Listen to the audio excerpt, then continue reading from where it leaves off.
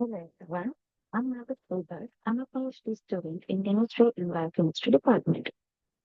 Today's topic is investigating cholesterol and tryptophan metabolism in inflammatory macrophages. What are inflammatory macrophages? They are a type of immune cells that are macrophages involved in inflammation. What are inflammation? Inflammation is an immune response against pathogen or any cellular damage. And these macrophages, they get activated and start to clear the pathogen or cellular damage. And once they're activated, they usually undergo some metabolic reprogramming like glucose metabolism, tryptophan metabolism, or cholesterol metabolism. Cholesterol usually is packed in the form of lipoprotein, that is LDL, from liver to macrophages. These will be internalized by macrophages by receptors, and the cholesterol will be broken down into free cholesterol or some proteins. This free cholesterol has two fate. One is packed into HDL and sent it back to HDL or liver.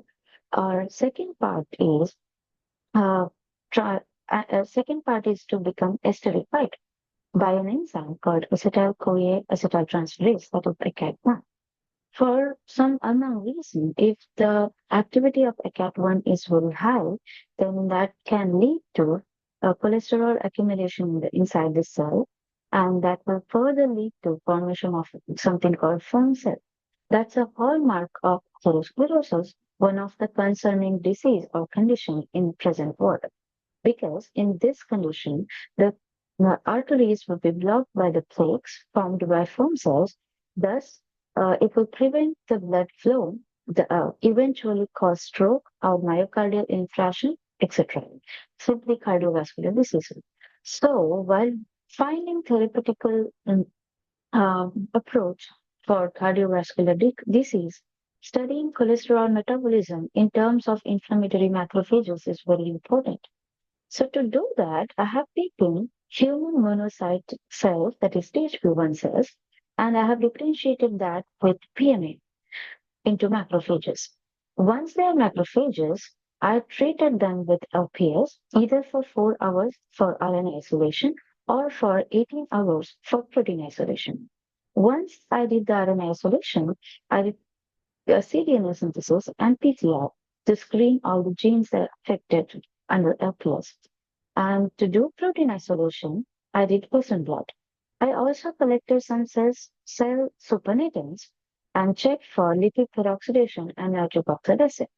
As you can see in the results, the nitric oxide level and lipid peroxidation, that is oxidation of lipid, is very high under LPS than control, which suggests that LPS activated our macrophages and thus inflammation is happening and the lipid is getting peroxidized.